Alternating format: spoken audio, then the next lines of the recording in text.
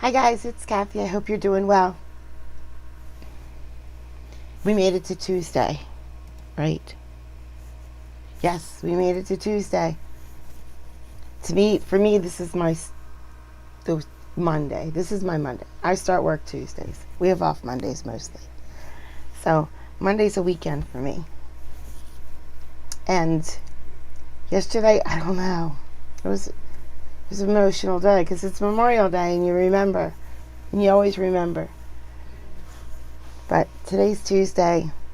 We're going to enjoy the freedoms that the sacrifice was for, right? By playing crazy court videos. Boneheaded people in court.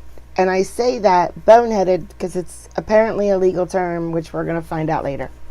Yep. Boneheaded. That's the type of crime.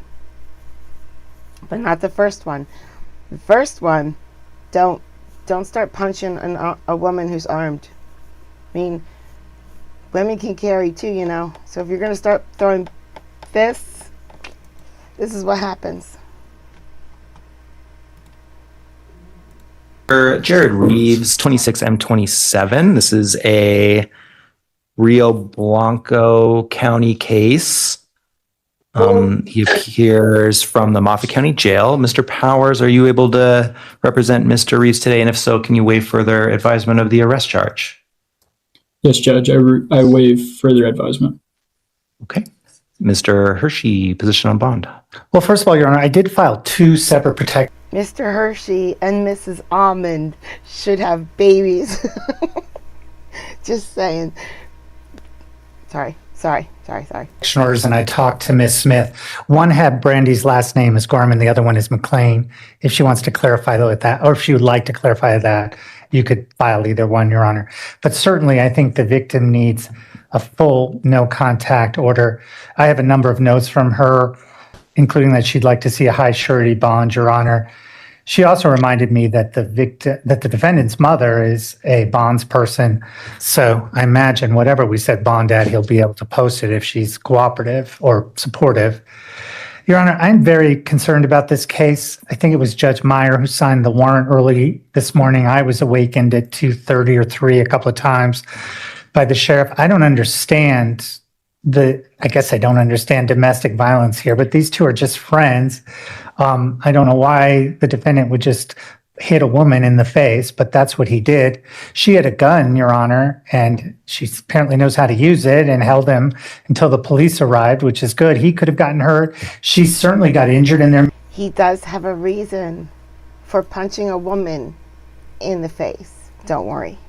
Maybe further injuries here.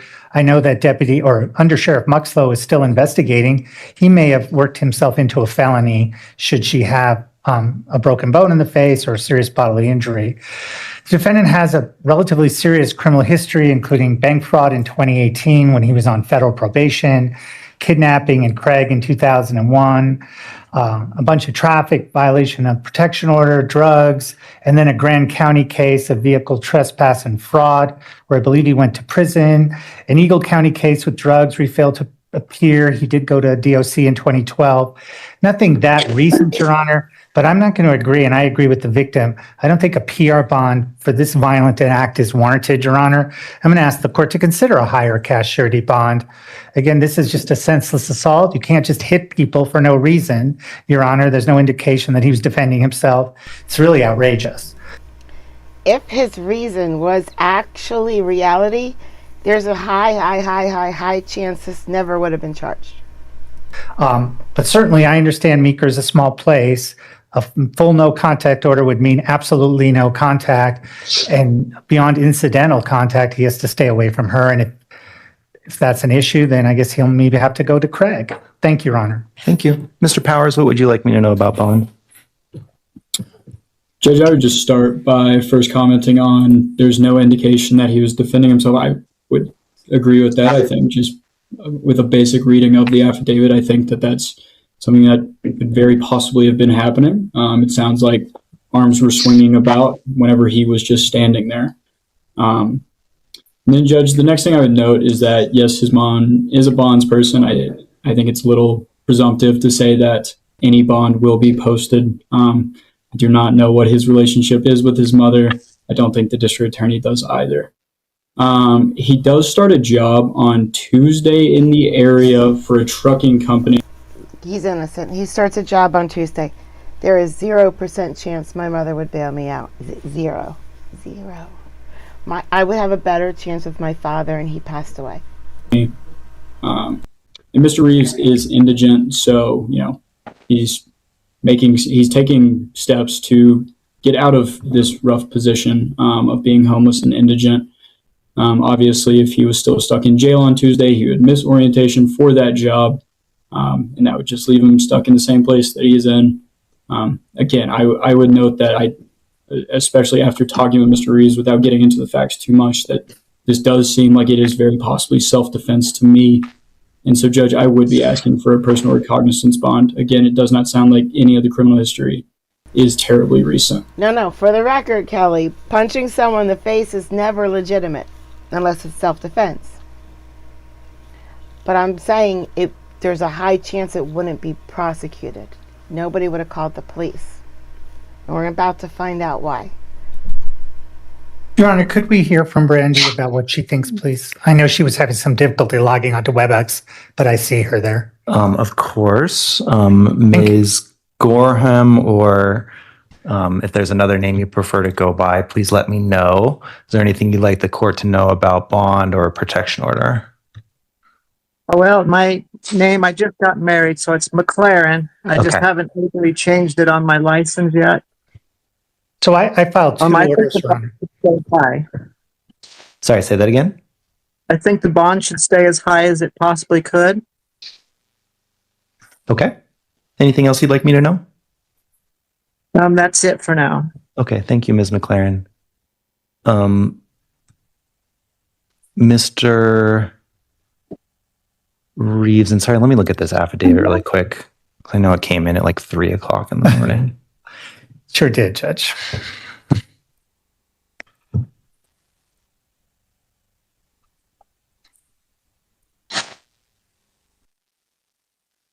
Mr. Powers, does Mr. Reeves have a place to go that's nowhere near this campground? Judge, he explained that he will have a place to stay. I don't know if it's going to be terribly close to the campground. I know it's not at the campground. Okay. Any history of failures to appear, Mr. Hershey? In Eagle County and in Grand County, yes. Circa like 2000? Very old. Okay. Well, 10 years ago. Okay. Let me start with the protection order, Mr. Reeves, and this is something that pursuant to Colorado by statute, I need to issue today. And I find that it's appropriate to issue it under 18-1-1001. The protected person's names in this case are Brandy McLaren and Tanya Vallejos. Both of those were named in that arrest warrant, and I find it appropriate to issue this protection order for both. The terms of the protection order: that you shall not harass, molest, intimidate, retaliate against, or tamper with any witness to or victim of the acts that you're charged with committing. Shall vacate the home of the victim or witness, stay away from the home of the victim or witness, or stay away from any other location where they're likely to be found. Shall refrain from contacting or directly or indirectly communicating with the victims or witnesses. That's of any kind, no texts, no third-party communications. Even if they reach out to you, you cannot respond until any order changes. That is the extent of the conditions of this particular protection order. Do you understand the terms of that protection order, Mr. Reeves? Yeah, I just wanted to point out that's a male. It's not a female. What is? Randy. Okay. Brendan. No, I'm not a male. I am a female. And Judge, I'm going to object to this or his characterization. He needs to keep his mouth Understood. shut. The extent of the protection order is that you can certainly have absolutely no contact with Brandy K. McLaren or Tanya Marie Vallejos. I'm going to sign this and I'm going to issue this.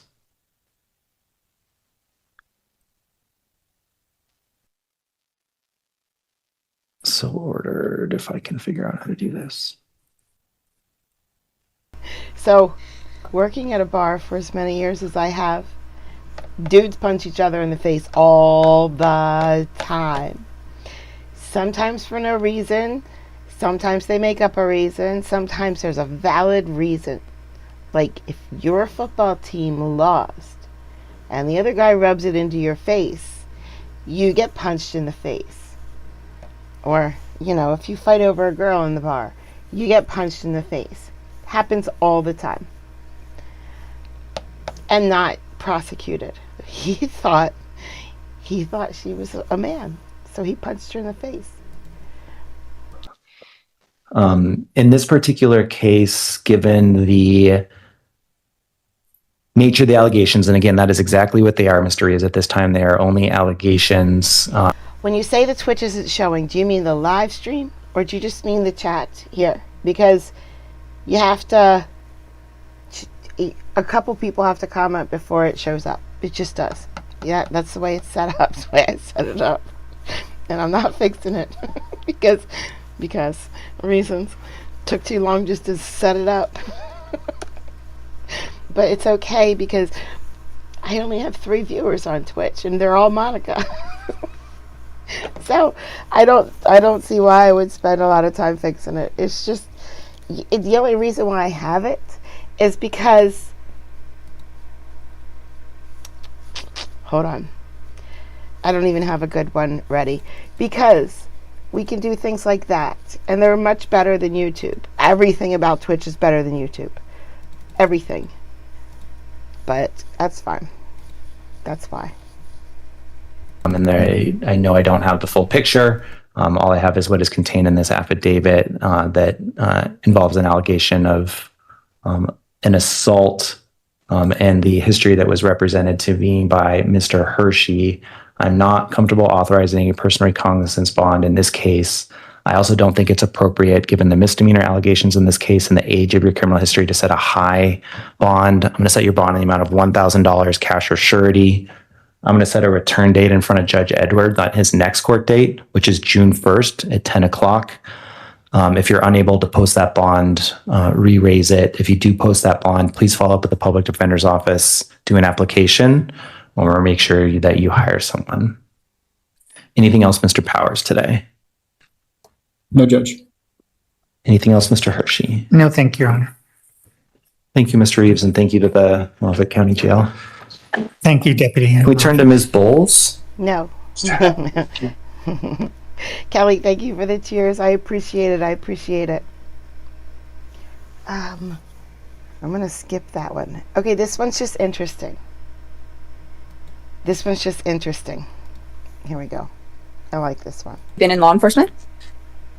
Approximately 10 years now. So this is a real lawyer's trial. So I cut out mostly everything because it's boring. But it's an interesting little case. I'm going to get my coffee. And ready. were you Right assigned or did you respond to a call? Or let me back up. What were you doing on July 2nd of 2025? We were conducting a intentional, bait bike operation. The city of Inglewood had been experiencing a number of thefts of expensive mountain bikes, bicycles, that type of stuff at the time. Okay, so when you said, I think a bait bike operation, is that what you called it? Yes, correct. What does that mean? So it's a department-owned, city-owned bicycle that we're using, stationed in various areas throughout the city to see if somebody would attempt to steal that said bike. And on this particular day, where was that bike located? At the time of this incident, it was located at 1000 Inglewood Parkway, which is the Inglewood Civic Center. Yes. What was the address? 1000 Inglewood Parkway. Thank you. Is that in Arapahoe County Correct. in the state of Colorado? Yes. And where were you in relation to the bike when you were kind of waiting to see if someone would take it? We were in a nearby office, approximately 20, 25 feet away from where the bicycle was. We were behind a series of windows, a window and a closed glass door with blinds that we could see through. So you could see the bike from your location? Yes, we could. And what did you see as you were watching the bike? As we were watching the bike, a gentleman rode up on a secondary bicycle east to west to our location, parked his bicycle leaning pretty much almost directly in front of the door that we came out of, a little bit further to the west, a couple of feet, so we could get out of the door. He stood there for approximately 1 to 2 minutes, somewhat anxiously looked around in the area to see if anybody was watching him. And then he proceeded to grab the department-owned bicycle that was parked, once again, 20 to 25 feet in front of us. When you said he grabbed the bicycle, did he move it at all? Yes, he did. Can you describe what he did with it? So as he grabbed the bicycle, he began to walk approximately 10 to 15 feet. Obviously, a bike is much quicker than someone on foot, or even if I was to have to run. So we contacted that individual relatively quickly at that point. And do you see the individual who was walking away with the bike in the courtroom today? Can Yes, it's this gentleman over here. you tell me what he's wearing? Looks like a navy and spotted polo t-shirt. You're going to let the record reflect the witnesses identified the defendant subject to cross. Records will reflect. So, officer, when you went outside and you saw the defendant with the bicycle, did he have any bags on his person at that time? Yes, 2 backpacks, one black in color and one kind of dark blue. And those were on his person? Yes. Did he do anything with those bags when you all approached him? No, they were still on his person. Did you decide to place him under arrest at this time? Yes, I did. Did you tell him you were placing him under arrest? Yes, I immediately, we identified ourselves as police officers, and then I said, "You're under arrest." And then we had a conversation from there. When you said you identified yourselves as police officers, were you wearing a police uniform? No, we were not. I had a lanyard with my badge hanging off of it, basically covering my chest, center of my chest. And how many officers were with you at this time? Just one at that initial contact. Do you recall who that was? Yes, Officer Dan Riddell. Oh, okay. And was he in a police uniform? No, he was not. He was also in plain clothes with a badge over his chest. Okay. So you identify yourselves to the defendant and you place him under arrest. Do you put him in handcuffs at that time? Yes, once we removed the backpacks from him, then we placed him into handcuffs. Where did you put the backpacks?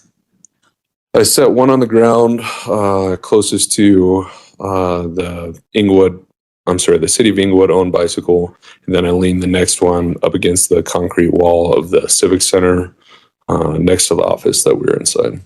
Did you direct the defendant to go or sit anywhere? Yes, I had him sit down in the planer bed where the bait bike or the police department city-owned bicycle was previously set. Okay. Throughout this whole interaction, does the defendant, Mr. Gordon, say a lot while this is all happening? Yes. When you, at the very beginning, when you come outside, does he make any initial statements right off the bat? Yes. Excuse me.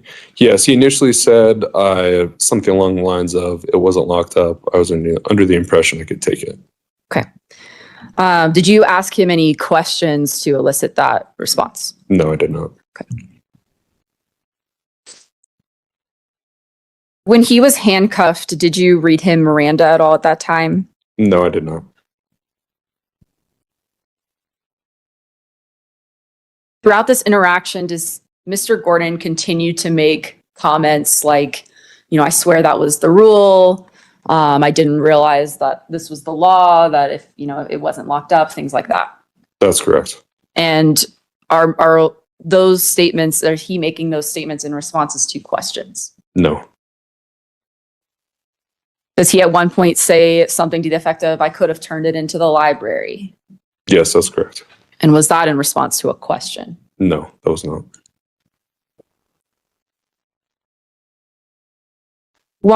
When you direct him to be seated, did you look at the area you had directed him to be seated in before he sat down?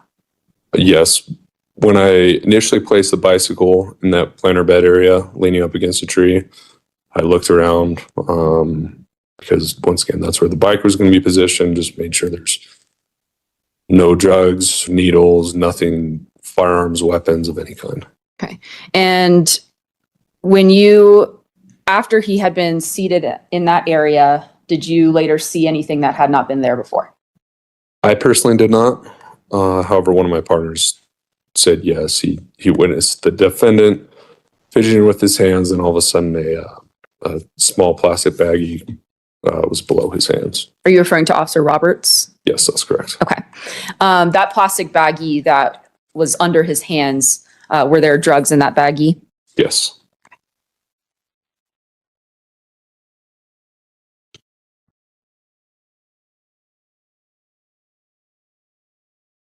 Was Mr. Gordon then asked to move and sit against the wall? Excuse me. Yes, he was. We escorted him over into the shade along the Civic Center wall. And was he asked to remove his shoes at that time? That's correct. And did officers end up finding anything in his sock?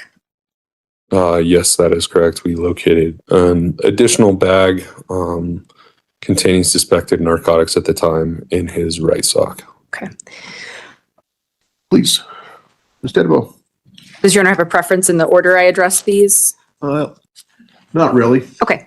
You can just do this in sequence if you like, starting with the arrest and the backpack search statements. So, Your Honor, a defense has filed a motion challenging essentially the reasonable suspicion for the contact. The court heard testimony from Officer Benkelman that he saw this defendant take the bike and start walking away with it. That's not only reasonable suspicion of a crime, that's probable cause for an arrest for theft at that point. I don't think anything more needs to be said about that particular motion unless the court has any questions. At that point, Officer Benkelman also testified that Mr. Gordon had 2 bags on his person at that time. Those were removed from him and set away from him, and he was then handcuffed and seated on the side of that tree area, and he was told he was under arrest. The people are not contesting that that was the point of arrest in this case. I think it's fairly clear from the videos that the court has seen that that was a point where he was, I think, in custody to the degree associated with formal arrest. So the people are not challenging that that was the point of arrest. So at the time handcuffs were placed on him, you're not arguing that was a detention, you're conceding that was an arrest? Yes. Okay, thank you. After that moment, I think we're all on the same page that Miranda was not read on scene. So then the question becomes what was interrogation versus what was not.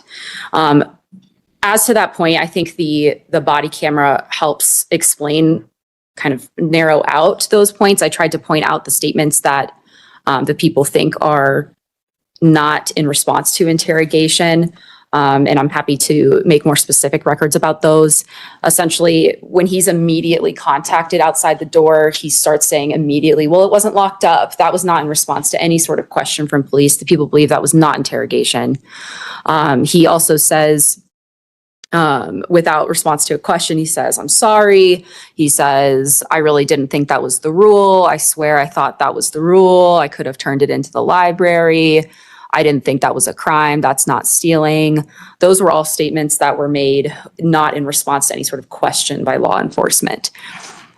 As to the dope statements, the officers saw the drugs come out of his sock and stated, Dope statements. oh, there's more dope. And he said, that's not dope. None of that stuff is dope. I might have a few more questions for you later. Mr. Pepper. Thank you, Judge.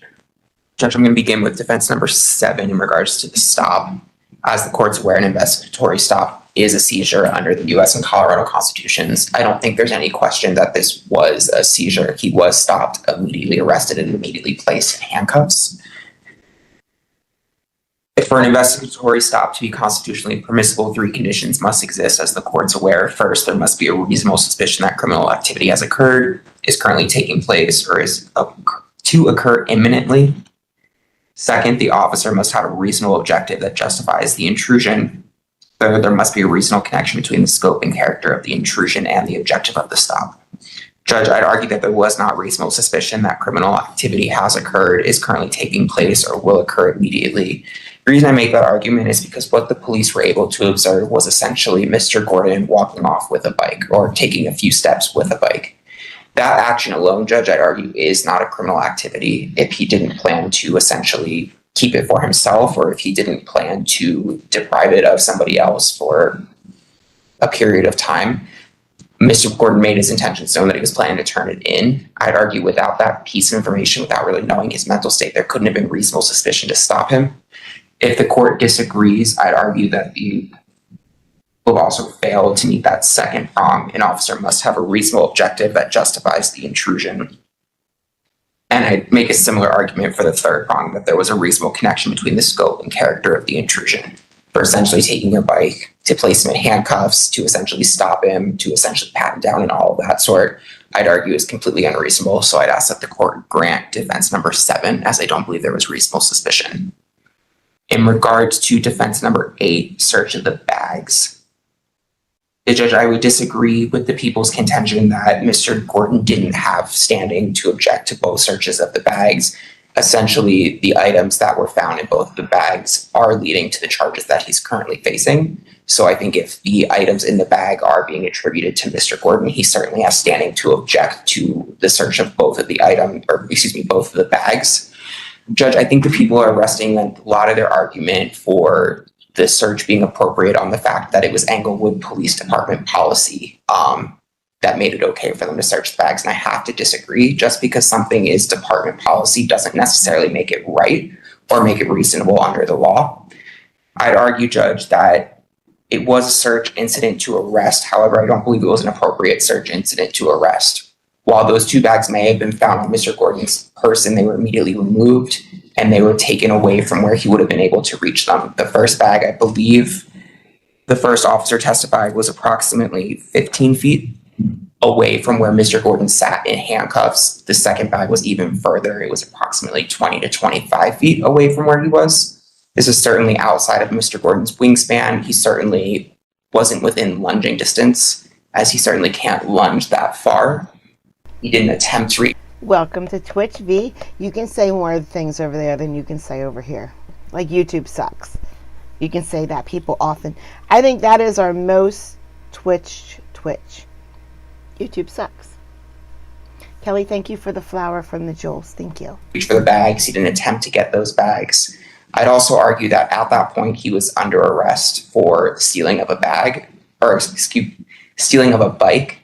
There was no concern that there would have been evidence in those bags that related to the theft of the bike that the police needed to be concerned with preserving, or that they could have been concerned would have deteriorated or been eliminated by Mr. Gordon, as he didn't have access to the bags.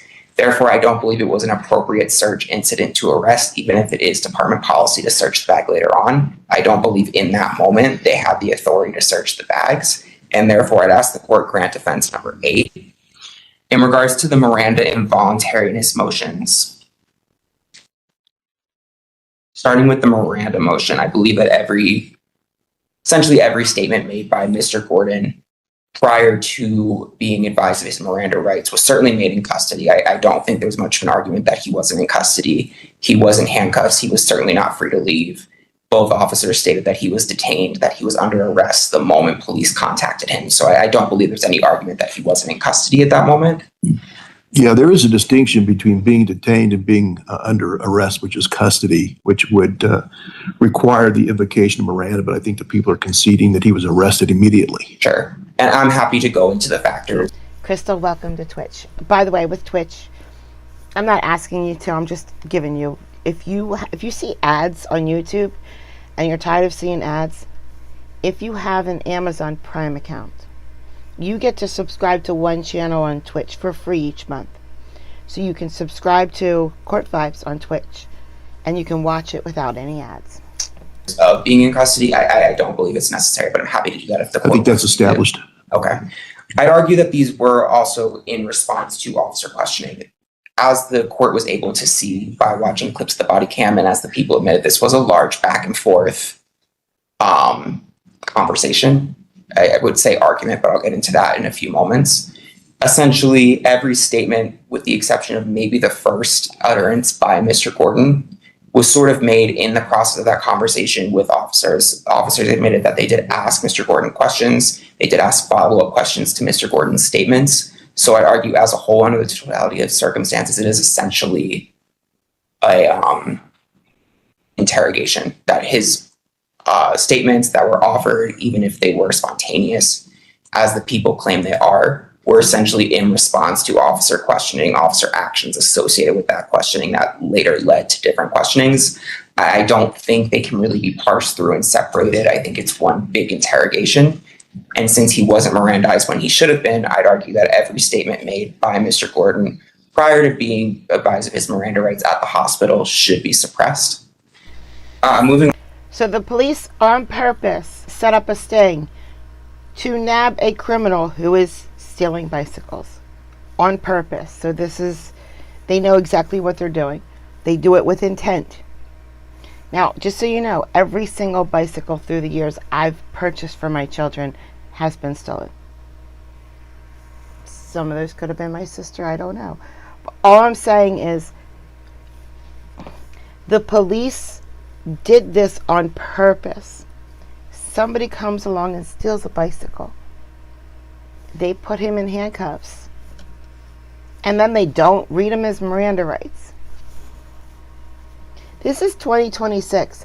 Why are we in court arguing over whether they should have read him his Miranda rights or not? That they should know by now, right? On to the voluntariness motion.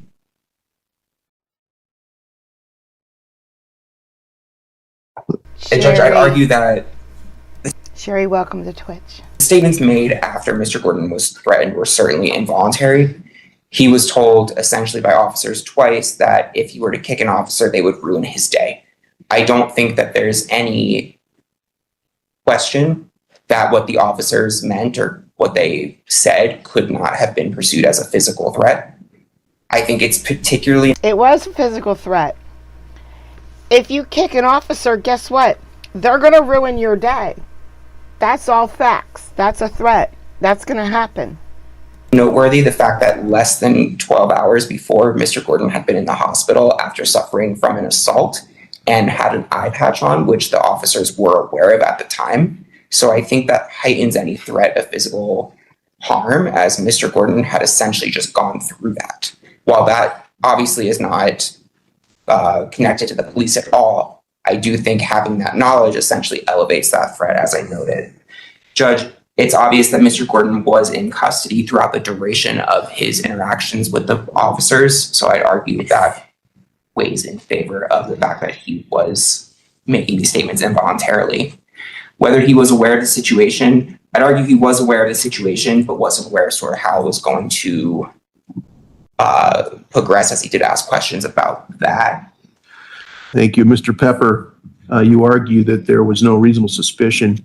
Generally speaking, when we're arguing reasonable suspicion, which you've done many times in other cases in this courtroom, those are kinds of cases where the police arrive on scene and they're gathering information and there's a determination whether there's a reasonable articulable suspicion that a crime has occurred, about to occur.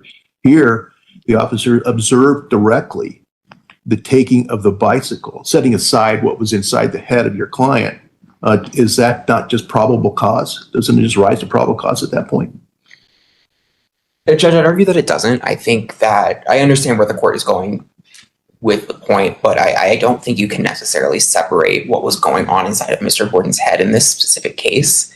I think... Is that even a standard? Does that matter? I'd argue that it does, Judge. I'd argue that that's part of the charge for theft, is that they took the vehicle with the purpose of depriving it from others, or whatever subsection, the people decide to pursue a theft under. Right, but that would go to proving the charge, not necessarily for the arrest based on what the officers observed. I understand that, Judge, but I still think there needs to be some sort of degree or indication that that was his purpose, and I don't believe that there was here. So I would argue that the action alone is insufficient. All right, thank you. All right, let me start off with what the court finds here. First of all, Officer Benkelman testified, and I find Officer Benkelman to be a credible witness. He testified that on July 2nd, 2025, at or around the location of 1000 Englewood Parkway in Arapahoe County, and that was identified as the Englewood Civic Center, that they had set up what's called a bait bike operation, where they put out a high-end bike observed the bike, had it under surveillance to see if anyone would come to take that bike, to steal that bike based on bike thefts that were happening in the area. He testified he was sitting in a nearby office, had the bike under surveillance. He observes the defendant ride up on a separate bike. Once the defendant rides up, he observes the defendant looking around for about 1 or 2 minutes, and then he observes the defendant grab the bike, move it about 10 to 15 feet. He identifies the defendant in court as the individual who had taken possession of that bike and moved it the 10 or 15 feet. He also observed that the defendant had 2 backpacks on his person. At that point, the officer, not just Bankman, but the other officer that was with him, I believe it was Officer Randall, had jumped into action. They immediately arrested the defendant in this case. There's no question here, this was not a detention. This was an actual arrest, and it was conceded by the parties, but also that's how it was articulated by Officer Bankman. And Officer Bankman was not in uniform, nor was Officer Randall. They were both in plain clothes, but they had badges that were invisible on their person, and the court could see that from the exhibits that were admitted by the people. Immediately after being arrested, the defendant stated, "It wasn't locked up. I thought I could take it." And he says that several times, but that's an immediate statement that he makes. At no point in time was the defendant ever Mirandized, and he stated that he, again, I thought he could take the bike if it wasn't locked up. And again, he made that statement on several occasions. There was a search of him subject to arrest, incident to arrest. Officers found a suspected methamphetamine in his right sock. He made a statement, "That's not dope, that's sugar." There were 2 backpacks that were seized by Officer Wright. Those backpacks were searched. One of the backpacks the defendant claims belonged to a friend, not to him. The other backpack he conceded was his. Both of those backpacks were searched. There's Officer Roberts was brought up during the testimony by Officer Bankman. Apparently, Officer Roberts had read the defendant his Miranda advisements. This took place at the hospital. The reason that Mr. Morford was taken to the hospital is he had an eye patch on, and he had told officers at the scene that he had been assaulted the night before. I think had been in the hospital the night before. So they took him to the hospital, where there was a conversation that took subject to Miranda. Those statements are not being contested except for voluntariness, as I understand it. And only, as I understand it, only voluntariness as to the exhibits that were provided to the court in advance, which are Peoples 1 and 2, correct? Yes, Judge. All right.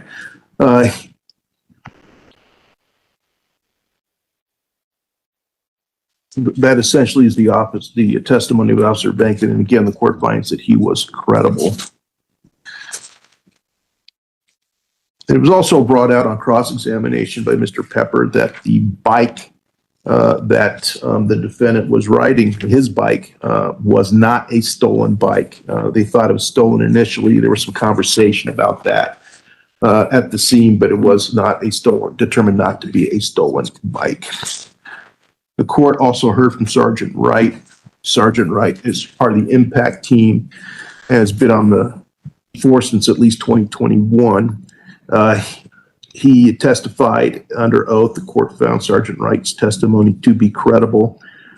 He basically arrived at the point in time, or got involved at the point in time, that the defendant had been placed in custody. He was the one that searched the backpack, and he found drug paraphernalia in one of the backpacks. That's at the point in time that the defendant claimed that they were, one bag belonged to his friend, the other bag belonged to him. There was testimony that the paraphernalia was found in the backpack, or some paraphernalia found in the back that did belong to the defendant. There was a lot of back and forth between Sergeant Wright and Mr. Morford. The testimony was that it became somewhat argumentative. When I was listening to the video clips, I actually wrote down that the conversation got kind of chippy. Was the word that I wrote down, but argumentative is a pretty good word that was used by Sergeant Wright during his testimony. He did state, if you kick my officer, it'll be a bad day for you. He said that twice or worse to that effect. He also detected, or they found dope, it was called dope in your sock. And the question was, what is it? These were questions that were posed. And I'll get to that in a second when I talk about the law in this matter. At no point in time at the scene was the defendant ever read his Miranda advisements. So let me first talk about and address defense number 7, a motion to suppress and stop as unconstitutional. In this case, I don't find that the reasonable suspicion is really applicable here. I find that the officers had probable cause to arrest the defendant. And why is that? Definition of probable cause is this: facts and circumstances within the officer's knowledge and of which they had reasonably trustworthy information. That reasonably trustworthy information was their own observations of the defendant taking the bait bike and walking away with it at least 10 to 15 feet before he was actually arrested. Goes back to which they have reasonably trustworthy information are sufficient in themselves to warrant a reasonably cautious and prudent officer in believing in the light of his training and experience that the offense has been or is being committed. That's People v. Trustee, 53 Pacific 3rd, 668 at page 673. That's a Colorado Appellate Court decision, 2001. The court's required to look at the totality of the circumstances. That's also from Trustee. And it's an objective standard that the court must utilize in making the determination whether probable cause existed. That's People v. Gouker, Gouker, 665 Pacific 2nd, 113. That's a Colorado Supreme Court case out of 1983. In this particular case, the officers had the bait bike under constant surveillance. It was there, placed in the purpose to identify any individual that might want to take or steal that bike, and they clearly observed the defendant do so when he took that bike, certainly without permission, officers knowing that that bike did not belong to the defendant as he attempted to walk away. So I do find there was probable cause for the arrest. Thank you, V. Thank you. Of the defendant in this case. I do not find that it was an unconstitutional stop at all.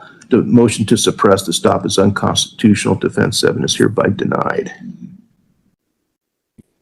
Regarding the backpacks,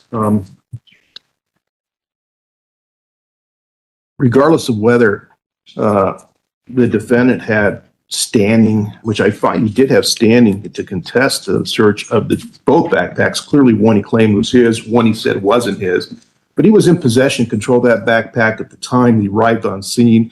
Officer Benkelman clearly saw him with both backpacks on his person. I find that he did have standing to contest the search of the backpacks. However, he was placed under arrest. There was a search of his person incident to arrest, and also there was a search of the backpacks.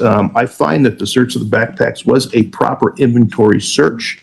It was certainly policy of the Englewood Police Department to conduct the search of the backpack to ensure that there weren't items of food, liquid, needles, and also drugs or drug paraphernalia. That was a proper inventory search subject to arrest. The defendant was clearly under arrest, not only for the offense here, but also for I believe he had a no bond hold out of a warrant that had been issued out of a different jurisdiction.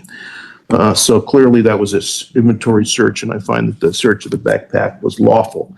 And therefore, the D6 motion to suppress, D8 motion to suppress the search of backpack is hereby denied. All right, regarding the statements that were made, the easy one is for the court to determine or to rule on is the initial statement that Mr. Gordon made when he was placed in handcuffs and he was arrested, and he made this spontaneous statement to the effect that the bike wasn't locked up. I thought I could take it because it wasn't locked up, or words to that effect. That clearly was a spontaneous statement before any questions were asked by the officers. The people essentially argue, as I understand their argument, that unless a statement is made by the officer to elicit incriminating response, then the statement is spontaneous and therefore is not subject to Miranda. First and foremost, Mr. Gordon was under arrest, to which the reading of his Miranda rights should have applied, and they were not provided. He was not Mirandized at the scene. In Colorado, a spontaneous statement made by a suspect in custody, which is the case here, without Miranda warnings, which is the case here, is admissible if it was not the product of interrogation. And what's the meaning of that? Meaning the statement was volunteered without any prompting from law enforcement, rather than elicited through questioning or its functional equivalent. The key distinction is whether police conduct was reasonably likely to elicit an incriminating response from the suspect. The law is police conduct, not necessarily police questioning. Miranda protections apply only when a suspect is subject to both custody and interrogation. That's clearly the case here.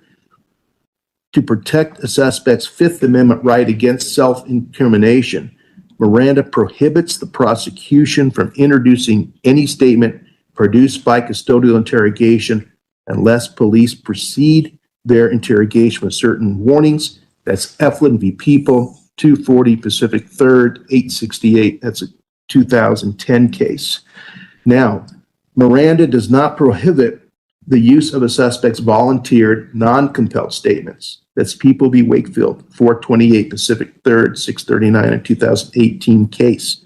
A defendant's spontaneous utterance will not be excluded where there's no interrogation. That's People v. Wood, 135 Pacific 3rd, 744, 2006 case. Now, in Wood, the Supreme Court established that spontaneous statements are those made without any prompting whatsoever by law enforcement. Here, Officer or Sergeant Wright testified that there were questions that went back and forth.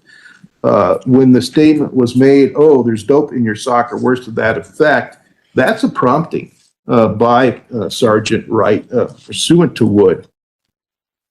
And courts distinguish carefully and they scrutinize whether statements were truly spontaneous or instead responses to police interrogation tactics. Interrogations include not only express questioning, but also any words or actions on the part of police that the police should know are reasonably likely to elicit an incriminating response from the suspect. And that's People v. Matheny, Matheney, 46 Pacific 3rd, 453, 2002 case. So on the basis of those cases, I find that while they might not have been direct questioning at point, that the officer's conduct and the officer's tactics in terms of the back and forth that took place between the officers and Mr. Gordon were likely to elicit incriminating responses. He had not been Mirandized at the scene. And so those statements, other than the first statement where Mr. Gordon states, "Oh, I thought I could take the bike because it wasn't locked up," and the last statement that he makes before he gets in the vehicle, "I'm sorry for lying," that was also a spontaneous statement, not made in response to any kind of tactics by police, any kind of questioning by police.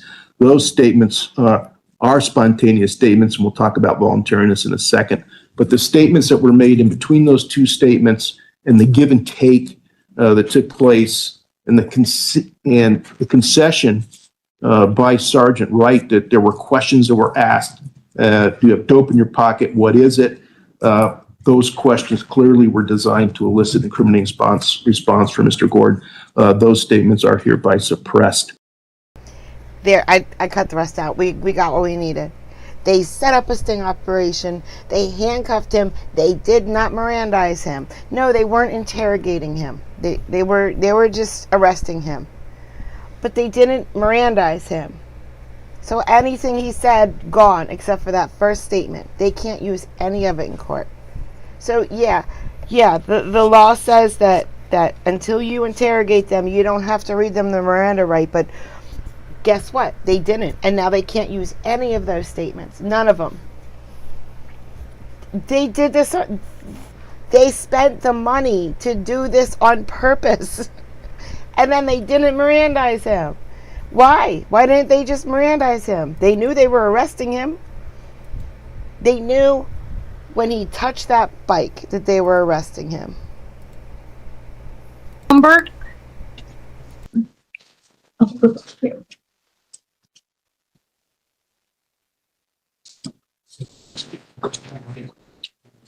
Good afternoon, sir. Could you tell me your name, please? Cody Humbert. And sir, did you watch the video with regard to your constitutional rights? Yes, ma'am. Do you have any questions for the court on that? No, ma'am. Sir, in your case 26 CR 2195, the court did find probable cause for 7 counts of first-degree attempted murder, extreme indifference, a felony level 2. Felony level 5, possession of a weapon by a previous offender. Felony level 5, illegal discharge of a firearm. 7 counts of menacing, felony level 5. Felony level 5, criminal mischief. Misdemeanor level 1, prohibited use of weapon, reckless with a gun. Misdemeanor level 2, reckless endangerment. Misdemeanor level 2, harassment. And misdemeanor level 2, violation of restraining order. Do you see the potential penalties for all of those at the front of the room? Yes, ma'am. And does the defense wish to argue bond? Yes, Your Honor. The defense is going to be asking for a personal recognizance bond or a lowered cash security or property bond in the alternative. Mr. Humbert is represented to the Public Defender's Office that currently he is on food stamps, so he does have some financial difficulties that would make it difficult for him to post a monetary bond. He does work as a grill chef and would be at risk of losing that job if he to remain in custody. Additionally, he has lived locally for about 6 years. He has a brother, a dad, and a daughter here. He does help financially support his daughter, who is 3 years old. Additionally, he has represented to us that he would have transportation to court. His father would be able to drive him. Otherwise, he could take a bus. And for these reasons, Your Honor, we'd be asking for a lowered cash surety or property or PR bond. All right. Do the people have any input from the named victims in this case? And then if you do, what is their input and what is your position on bond? We do not with respect to this defendant, Your Honor. Okay. And the people would be asking for a custody property in this case. I know the defendant is alleged to have been the gunman at the shooting, firing 15 rounds towards the home with 7 people inside, 14 of which struck the home and 1, I believe, struck a vehicle. I'd also point out that there was an infant in that home. Additionally, this defendant is a previous offender, which is concerning because according to the probable cause affidavit, he always carries a firearm. I also was under the impression that he was on a no bond hold for revocation of a deferred sentence in 24 CR 788. And I noted a failure to appear history in 3 JD cases and a probation revocation history as well. Thank you. Mr. Humboldt, the court is taking into account your individual circumstances, the arguments of counsel, the requirements of the bond statute, and your pretrial services report, as well as the contents of the probable cause affidavit. The court would note that you are being held on no bond in 24 CR 788 for a failure to comply under Division 4. The court would note previously you have had failures to appear. Given the extreme nature of the charges in this case and the number of alleged victims and the fact that 15 rounds, firearm rounds were fired into a house, into a car with people located inside, puts this community at extreme risk. The court is leaving bond set at $50,000 cash surety or property. Your next court date, sir, is June 1st at 8:30 in Division 4. Thank you. Thank you, Your Honor. That guy shouldn't own a gun, period, ever. Okay, I'm gonna admit something that's gonna piss off 50% of the people watching, which I shouldn't do. I'm a Democrat. And contrary to what people hear on propaganda TV, Democrats believe that Americans should own guns. I believe, it's much harder for a government to control a population that's armed. But that guy, no gun. None. 0 guns forever. None. Not even a pop gun. Poor baby. Poor baby sitting inside that house. All right, let's get to the bonehead. Do you understand all the rights that you have, all the rights that you're giving up, and the consequences of your decision to plead guilty? I do, sir. And do you understand what it is the prosecution has to prove in order for you to be found guilty? Yes. Keeping in mind all of these things as they relate to count 1, motor vehicle theft is a class 5 felony. How do you plead? Guilty or not guilty? I'm pleading guilty. Are you pleading guilty because you are in fact guilty of that crime? I'm pleading guilty because I was guilty of that crime. Okay, thank you. Do you agree that there's a factual basis to support this guilty plea as laid out in the affidavit, Mr. Santalaria? We agree. Okay, Ms. Crane, satisfied this factual basis? Yes, Your Honor. Mr. Nix, anyone forced you or coerced you into entering into this plea agreement or this guilty plea? No. Are these your decisions alone? Yes. Had enough time to think about it and to talk to Mr. Santalaria about it? Yes. Need any more time? No. Thinking clearly today? I'm very good. Very good. Are you not under the influence of any alcohol, drugs, or medication that may negatively affect your ability to understand what's going on here? No, sir.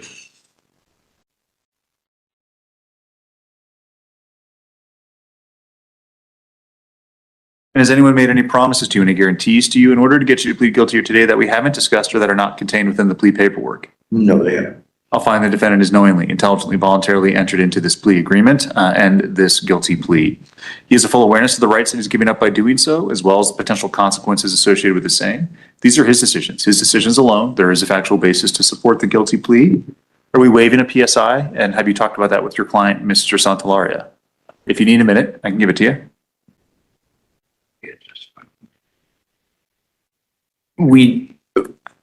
I don't believe a PSI is necessary, so we're waiving.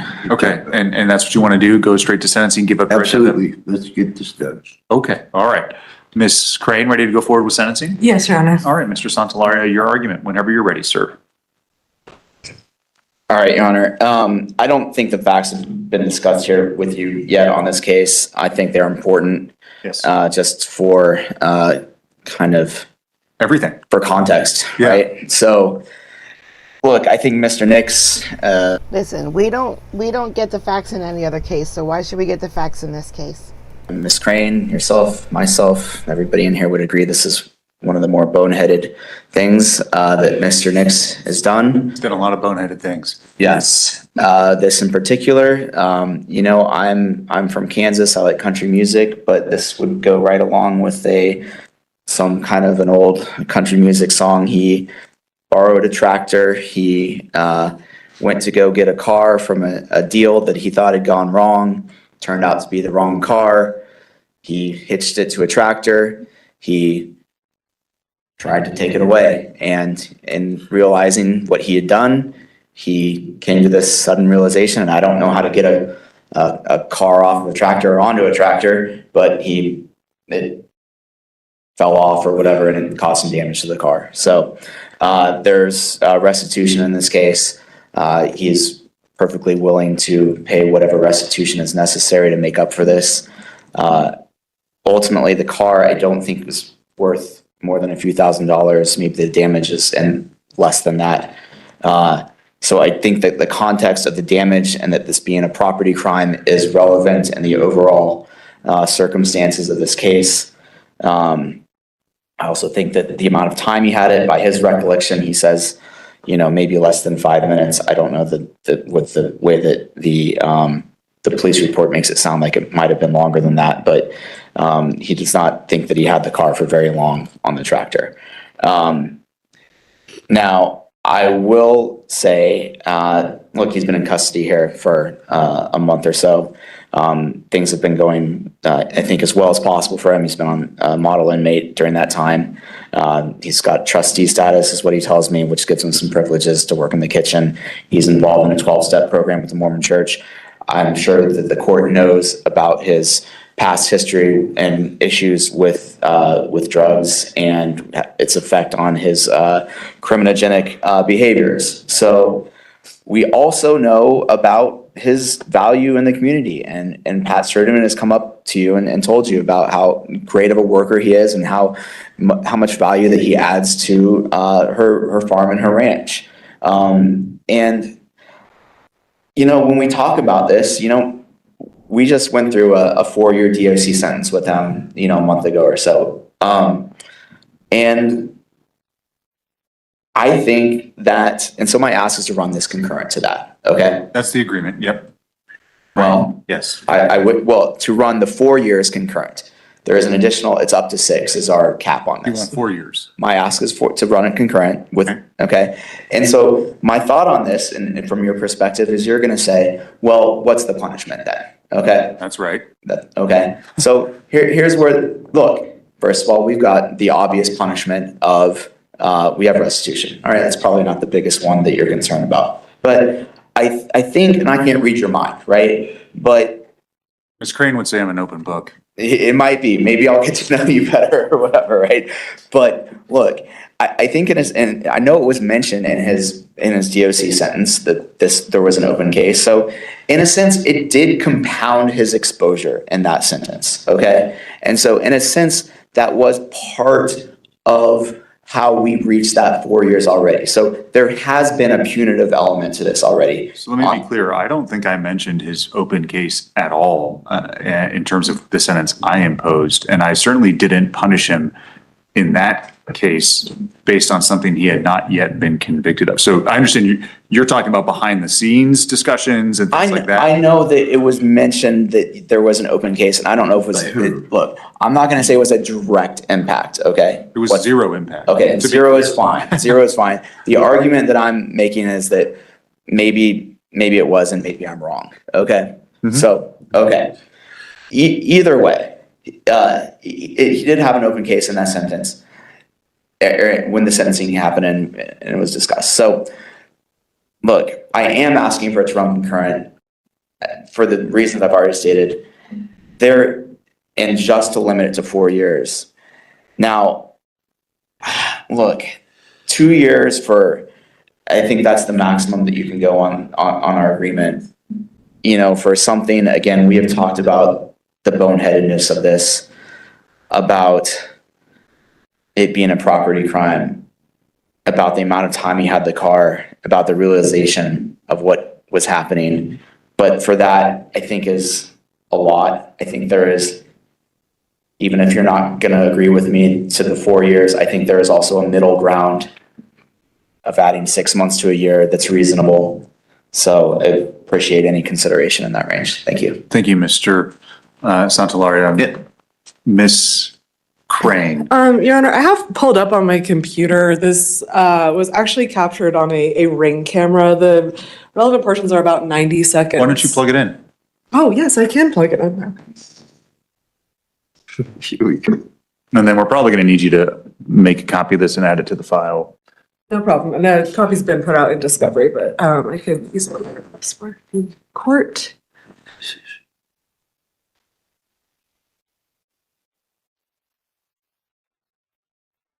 And tell me what I'm looking at here. This is captured on a nearby from where in a neighborhood from near where the vehicle was taken. And we'll see the tractor that he's driving. I think the video will speak for itself. From Okay. There's no audio.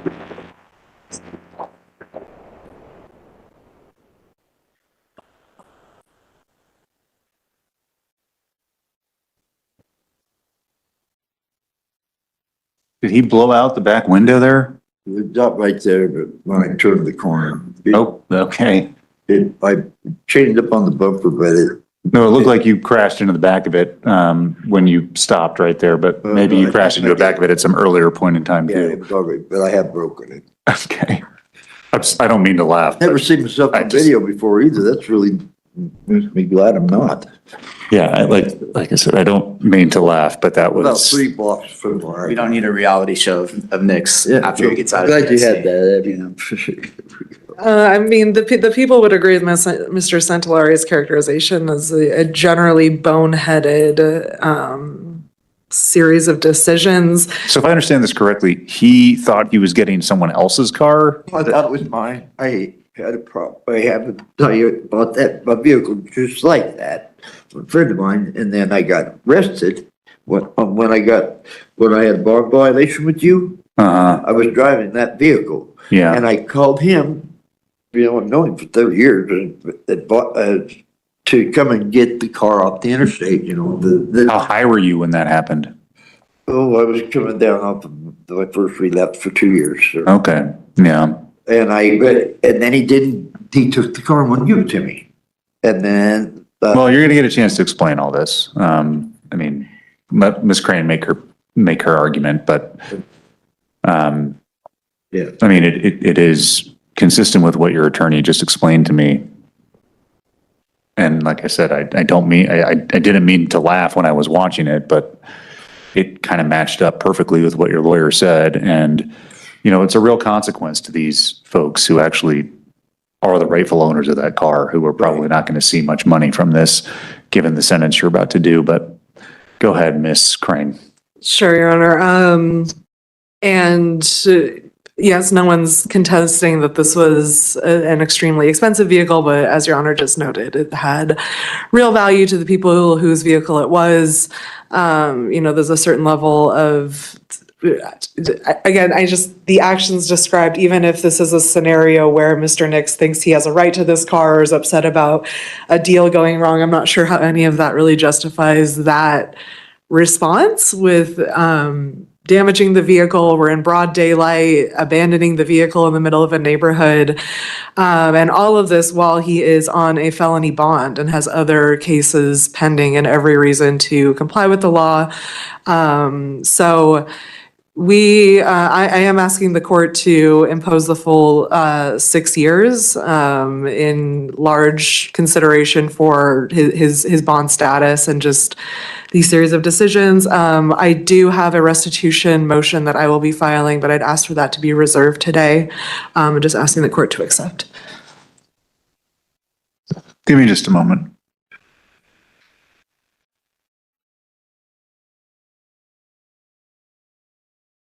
Who is the unidentified female? Eileen, I'm sure he saw them. I'm sure he got them, but it's a judge. So it's real tricky when you send stuff to judges because they're not allowed to accept any kind of gifts that could look like corruption. You know, it could look unethical. I'm sure that he got them. I'm sure that he saw them. I just don't know if he can reply.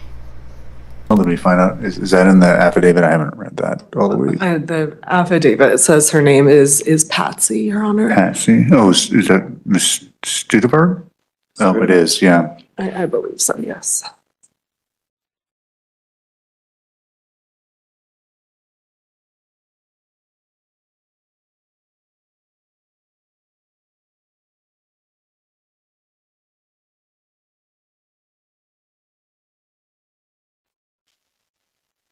Okay. Mr. Nix, what do you want to say? I guess what I'm trying to figure out from looking at this, for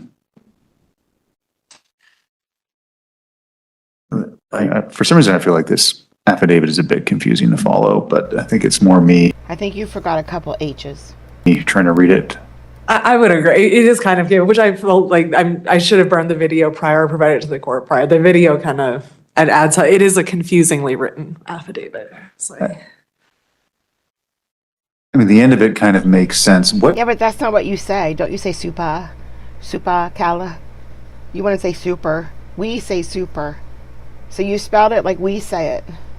That's like not very Australian of you, is it, Margaret? Is he being very Australian right now? What truck is Miss Studevart talking about? The last paragraph ties things together a little bit better, but I guess that's, Mr. Nix, you don't have to tell me anything. You have the right to address me. You have the right to allocute as it's characterized. You don't have to say anything, but if you want to, this is your chance to share with me what you think I need to know. And I'm going to give Ms. Crane a chance if she thinks you misstate anything to fix this, because I'm trying to read this affidavit, which is a bit confusing, and listen to everyone else and consider that video at the same time. So this is a question I have for you. I see you ditched the car in that cul-de-sac. Right. Why did you ditch the car in the cul-de-sac?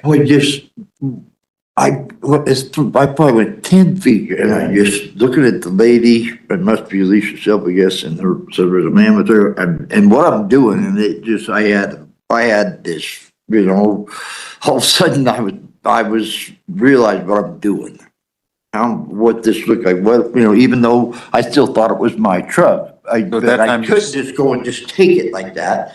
I asked a couple of houses there that looked like that's where it was parked before I did it, and nobody knew anything about anything.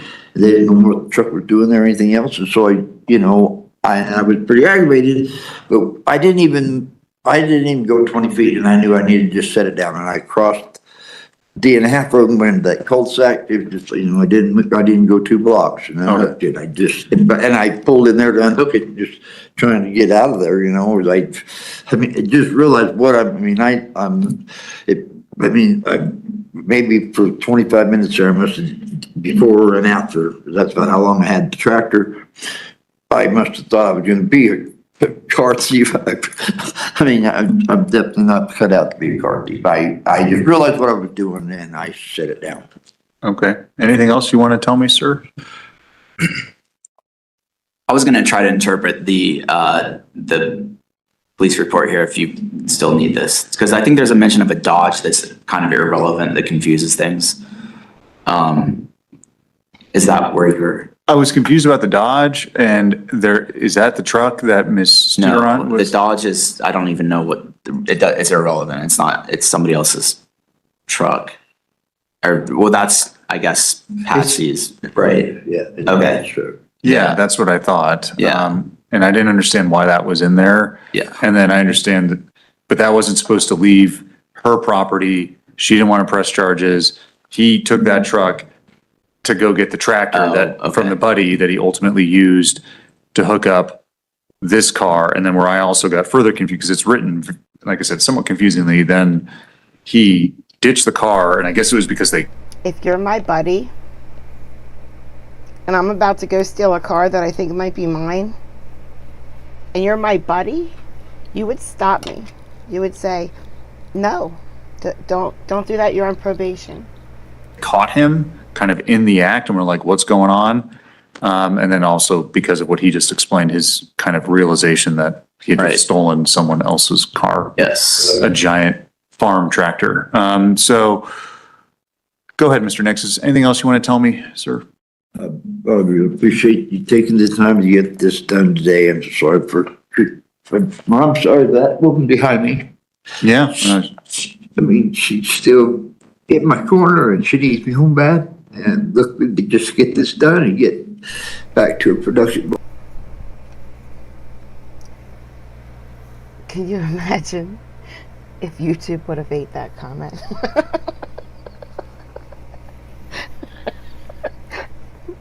Friend would have thrown his keyboard across the room. Life. I mean, I think the story for you from all this, Mr. Nix, is you and alcohol and drugs do not mix. They do not. And he purchased a car that looked similar to this car, and then he went to prison. Then he got out of prison, and he tried to find the car that he purchased. And he saw this car, he thought it was his. He hooked it up to a trailer after he stole a car to go get the trailer to steal this car. So he sees this car after he steals the truck to go get the trailer. He gets the trailer, he goes to this car, he hooks it up, he drives half a block and then decides this is stupid. And the car falls off of the trailer the way he hooked it up, and it becomes damaged. Now, this car is not worth a lot that he stole. Okay, it's not the greatest car in the world. But neither is my car.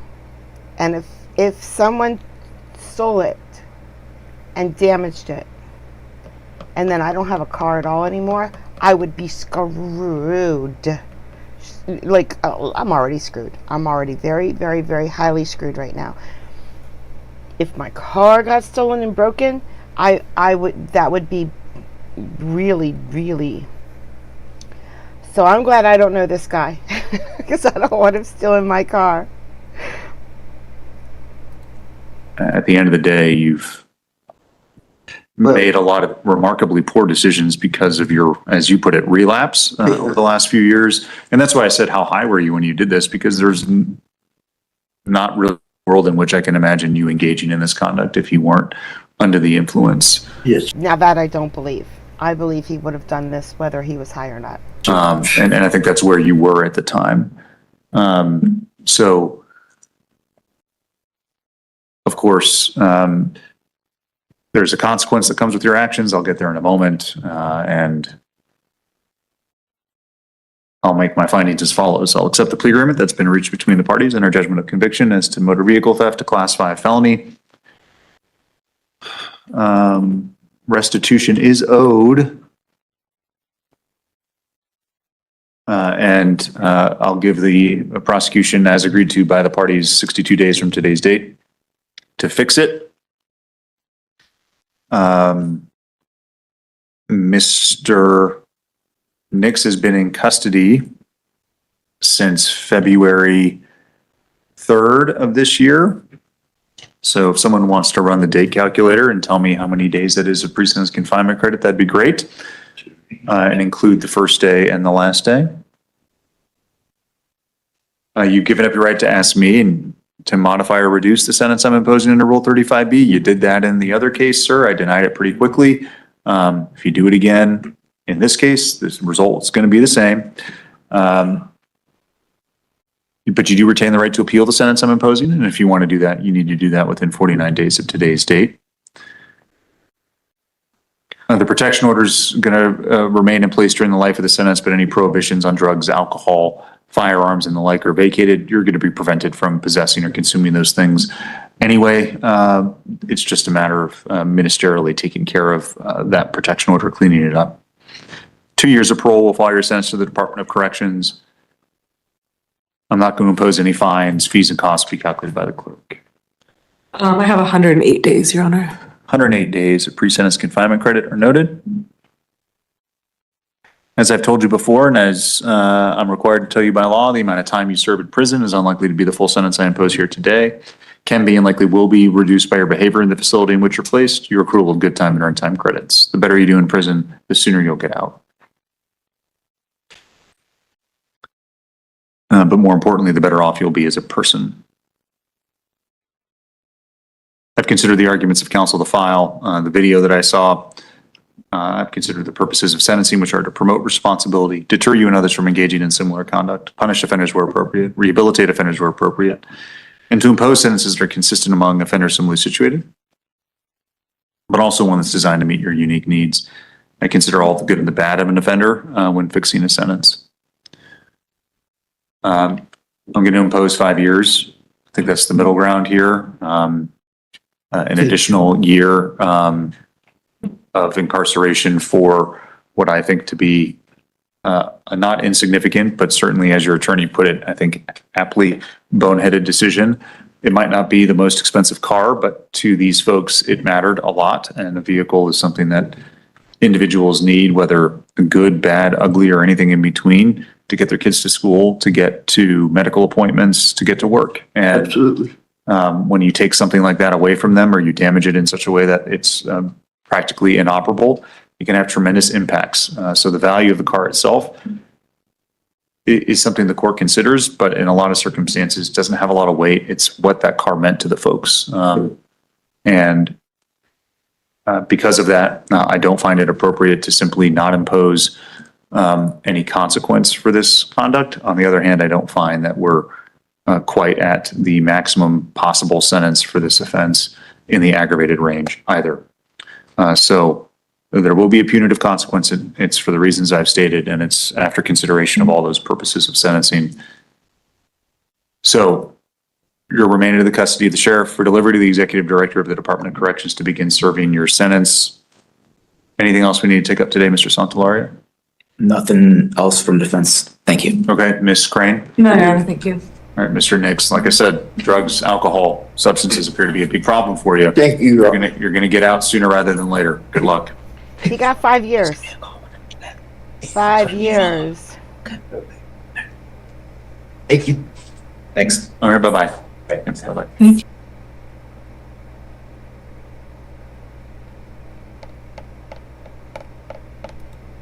Let's do this one. Sir, buenos días. This is probably my most disliked courtroom in Colorado, so you're not going to see this judge a lot. And we are set for a preliminary hearing today. How did you want to proceed? Judge, we're still in active negotiations, so we're asking to continue the preliminary hearing. There's been a prior waiver of the 35 days. We're also requesting to address bond. Let's see. Any objection to a continuance? No, Judge. All right. Court notes the previous waiver of 35 days. I'll grant the continuance. Set this over for 6 weeks. Any preference between June 23rd, 24th, or 25th? 24th, please. Does that work for the people? You're Monday, Tuesday, right? It's a Wednesday. I can accept the 24th. Oh, June 24th at 9:30 for a preliminary hearing in Division 4. And go ahead with bond. So, Judge, you can see he's on crutches. He's had 2 separate instances at the jail that are not his fault. In one case, he was assaulted by another inmate. For whatever reason, they're not filing charges on that matter. And in the other case that led him to crutches, the deputies at the jail were trying to tackle his cellmate and fell into him, and now he's on crutches. And he has quite difficulty getting around. His girlfriend is 7 months pregnant. He is very concerned for her. His mother has cancer. His dad has bad diabetes. He has only had 1 prior case, and in that prior case, he did successfully complete probation. That was a misdemeanor. His bond is really high. His bond is $100,000 cash or surety, or $10,000 cash. We're asking the court to reduce it to $50,000 cash or surety or $5,000 cash. That is still a very high bond, but he doesn't have anything like this in his criminal history. He is willing to be on GPS monitor. He's willing to be on SRP with monitored sobriety. He's willing to do any condition that the court sees fit so that he can be there for his pregnant girlfriend and work to support their family and his parents. I understand the district attorney's position. I know this is a serious case, but with his limited criminal history, I think he can comply with court orders, and I think showing that he is sober and showing that he can be a productive member of society is going to be helpful in resolving the case long term. So $50,000 is still quite a high bond, but I'm asking the court to consider that with the $5,000 cash option so that he doesn't have to go through a bondsman. All right. People's position. I could just have a minute, Judge. Judge, I'm objecting to a reduced bond. To start, I'll note Mr. Martinez-Oriana has, when we talk about the prior offense, that's 22 CR 2833. That's an Arapahoe County offense. 22 CR 2833. To Mr. Martinez-Oriana's credit, I don't see failures to appear in my brief review of that case. That case was charged as assault in the 2nd degree, strangulation, domestic violence. It was pled to assault in the 3rd degree with domestic violence treatment.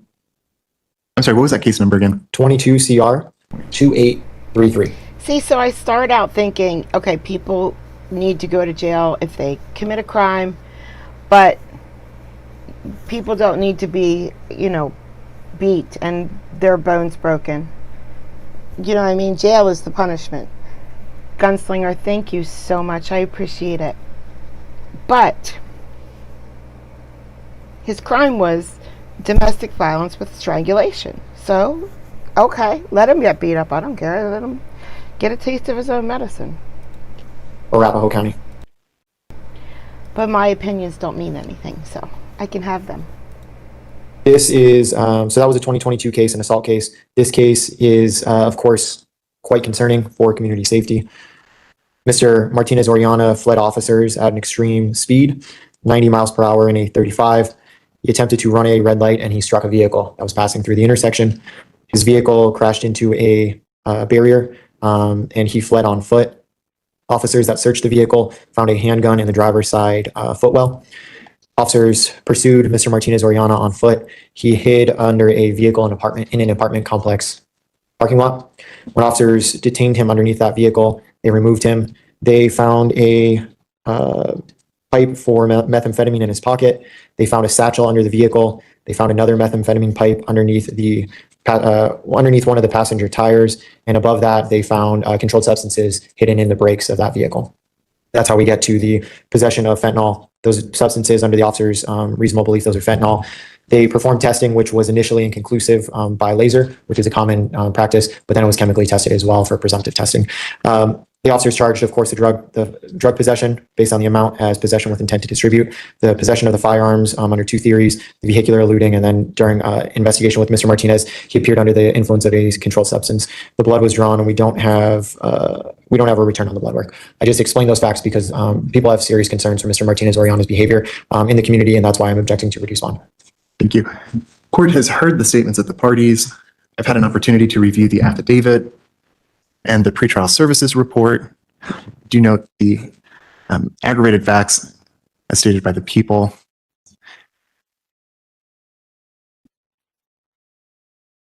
In considering the circumstances as relayed by counsel of Mr. Martinez-Oriana and the lack of criminal history, court is going to reduce bond. I'm not going to authorize a personal recognizance bond.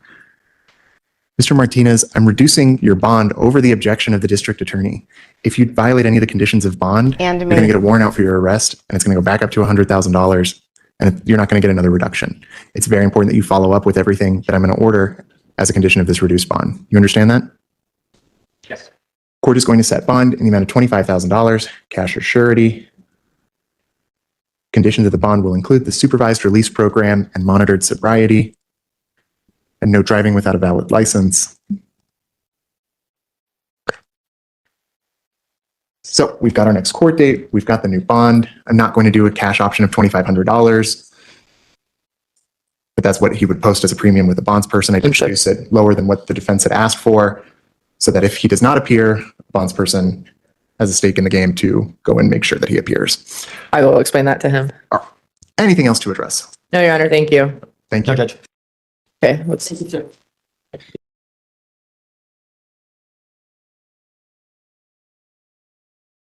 TR 25, People versus Christopher Conley. Regular on behalf of the people. And Elizabeth Jones with the Office of the State Public Defender. I'm requesting appointment on behalf of Mr. Conley in this case, and I can waive further reading and advisement to the extent I'm able. All right, public defender's office will be appointed to represent Mr. Conley so long as he remains in custody on the case. All right. Case comes out today for advisement. Ms. Jones, you said you can waive further reading and advisement as to the arrest charges. Yes, Your Honor. I will note that at this time, understanding the court has made an order, we would lodge an objection to the probable cause finding in this case. In my review from the four corners of the probable cause affidavit and matching that with the statutes 188616 and 188306, the voicemails alluded to and transcribed in that probable cause affidavit, at least from defense's perspective, and I think from a neutral, objective observer's perspective, lack the intent shown or required for attempt to influence a public servant, which is the specific intent to alter a public servant's decision, vote, opinion, or action. Additionally, in 188616, I understand. I am a neutral, unbiased observer, and I don't believe what you said is accurate. He was definitely trying to coerce the DA's office. The conclusions that were drawn by the law enforcement agencies in that affidavit, but defense would contend that there is a lack of a credible threat.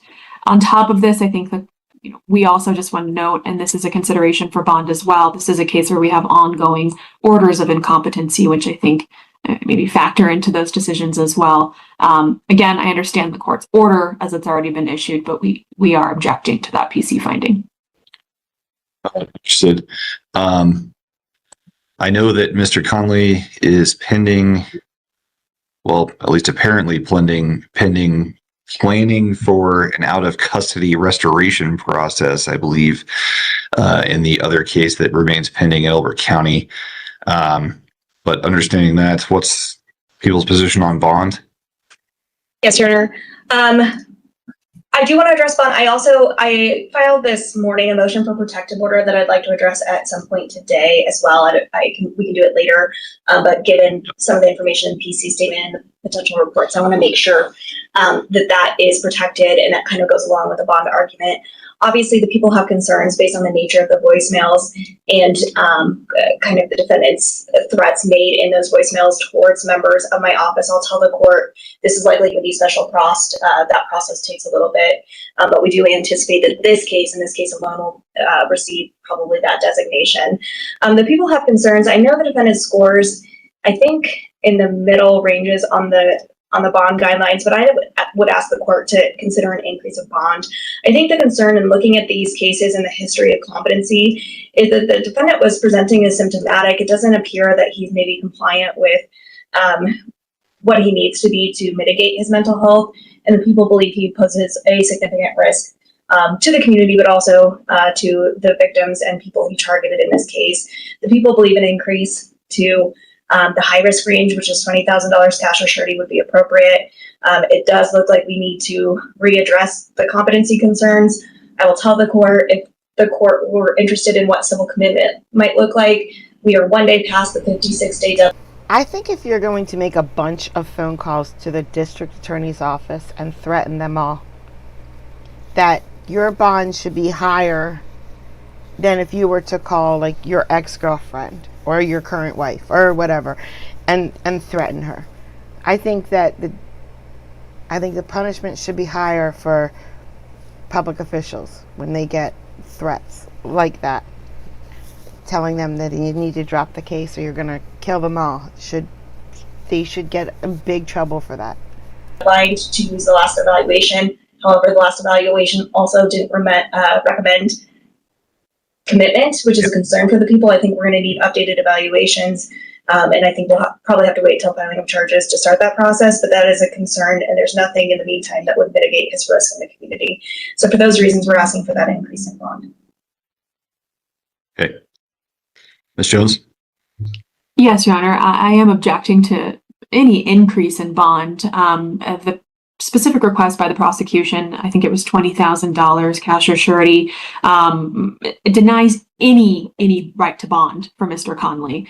Mr. Conley has indicated to me that he at most would be able to afford a $500 bond. So a $20,000 cash or surety bond is simply draconian in this case, particularly given that we're basing this off 2 voicemails. I understand the prosecution's concerns, particularly as they're surrounding competency, but this is a scenario where Mr. Conley does have a place to stay upon his release. He does have an extremely limited income, which the court has to consider his ability to pay and the ability to afford any amount of bond.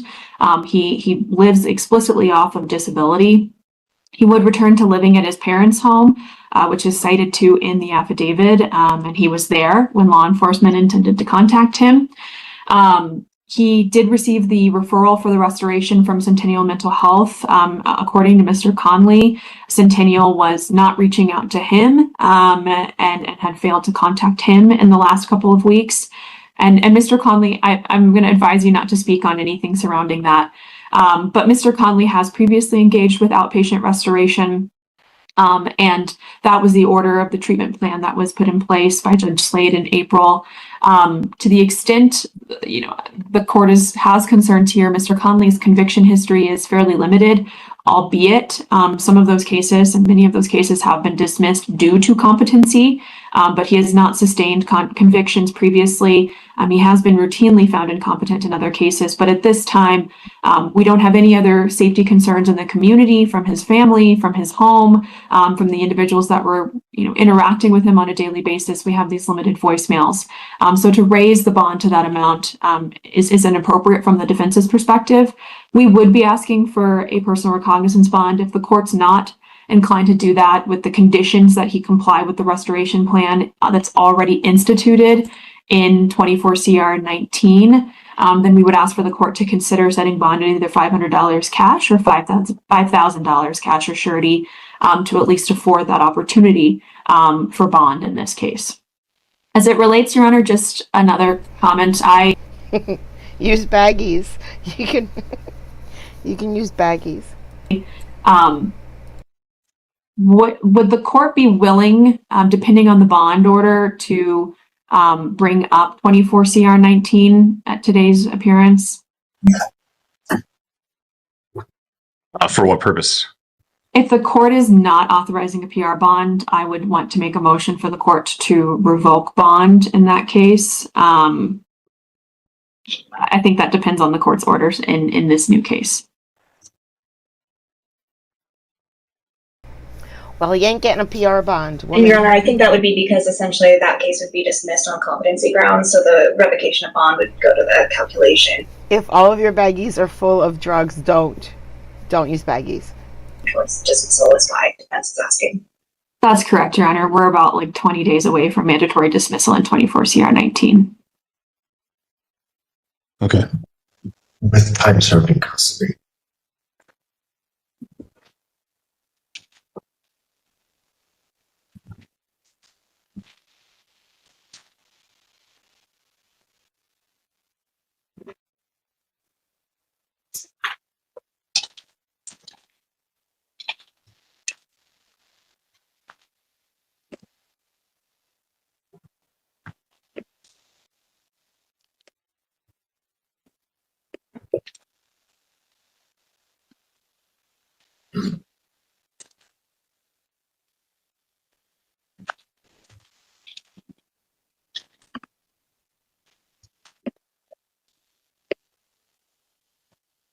I'm not 1,000% sure, but I think this is Judge Eric's boss. So we need to let him ponder. He's done now. He doesn't ponder like Eric does, but we did need to let him ponder. Jones, if I may, also something you forgot to mention is I was never Mirandized. I was also detained without articulable reasonable suspicion for my detention. I was never informed. I was brought to the jail. And at that point, I was told I had to wait to find my charges while being detained. That is both a violation of my Sixth Amendment, my Eighth Amendment, under due process, and no cruel and excessive punishment shall be imposed. That is definitely. Thank you. Thank you, Mr. Conley. I apologize for missing that. You're okay, Ms. Jones. I appreciate it. Thank you. All right. Court has familiarized itself with this case. Well, this case and then the other pending case in Elbert County against Mr. Conley, the vehicular looting case that Ms. Jones seeks to call alongside this one. Based off of the probable cause affidavit and understanding the defense's objection, I think the people's request regarding bond, given some of what was stated here by Mr. Conley, is entirely reasonable. I understand that there are significant and documented mental health issues at play here. That doesn't lessen the court's community safety concerns. In fact, arguably it makes them worse. But the court is going to set bond at the amount of $20,000 cash or surety based off the request of the prosecution. Ms. Jones, in light of that, is it your representation that Mr. Conley wishes to self-revoke his bond on his other pending case? Yes, Your Honor. If we could self-revoke, it was a personal recognizance bond. If I'm, it was a $1,000 cash or surety bond, I believe, that was posted. Let me I'll take a look and see what it was.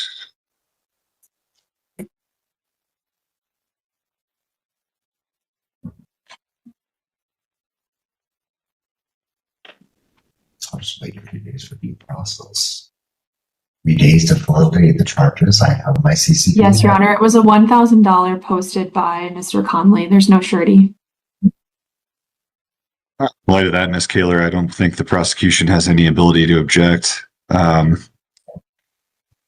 Your Honor, I would just ask to make a setting before the mandatory dismissal period. Under the statute, if we're seeking civil commitment and we may have a recommendation, depending on how it proceeds, we can ask for a 35-day stay on that dismissal or an extension for good cause to get him committed. So I think we just want to make sure we're hitting those deadlines and not missing those so that we can better protect the community. Kaylee, when does Division 1 have docket?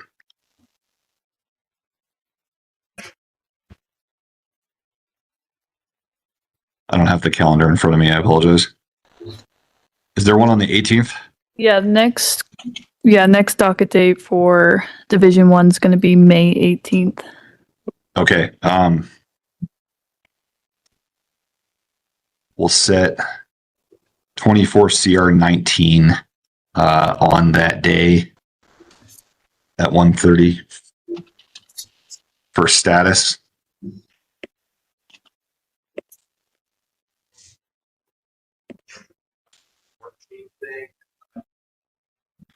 On this case, the 26 CR 25 case, we'll set on Friday for filing of charges. I've seen that. Friday the 15th at 1:30.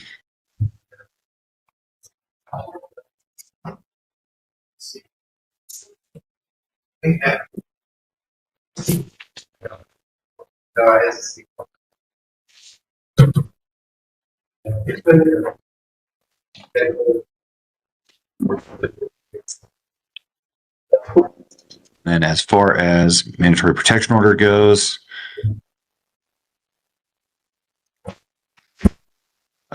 people are only requesting box 1 and no protected parties. Is that still correct, Ms. Kaler? That is correct, and in line with our motion for protective order, Your Honor. Okay.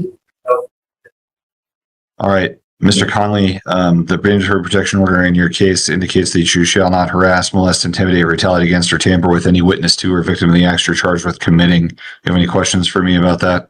Yes, sir. May I have a list of the individual so I can just stay away from them? Like, if I'm asked to abide by a protection order, I would be required to know the protected party, so I can just abide by that protection order, sir. That's all it is. Another Well, inmate. the prosecution hasn't requested a protection or a protected party in your case, so it was issued without one for the time being. That could be changed at a later time. All right. Sir, they asked for the entire DA's office. All of them, sir. Don't contact any of them. Any other conditions of your bond, Mr. Conley, are that you shall not leave the state of Colorado without court permission, shall not commit any criminal offenses while you're on bond, and appear for all your court dates. You must sign a waiver of extradition on your case. You must abide by the terms of the mandatory protection order. You must take all medications as prescribed to you by a physician. And you must not possess or consume marijuana, alcoholic beverages, or controlled substances without a valid prescription. Any questions about those orders? No, sir. All right. And Your Honor, I can tell the court for ease at this time. I echo the prosecution's, I think, anticipated request for a special prosecutor, and I don't have an objection to the protective order as it's been proposed by Ms. Kaler. In that case, I will issue that.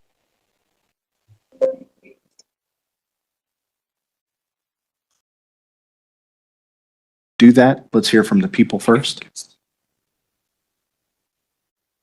Sorry. Go ahead.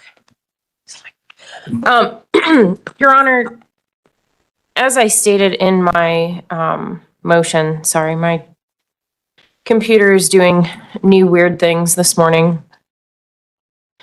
The bond as set is not appropriate. It's a $40,000 PR bond. The charges that have been filed now are assault in the second degree in custody, assault of an officer, which is a mandatory DOC sentence. We've also got assault in the second degree for strangulation, assault in the first degree, resisting, obstructing. Given the charges and the circumstances of this case, I don't think that a PR bond is in any way appropriate. This happened on May 3rd of 2026.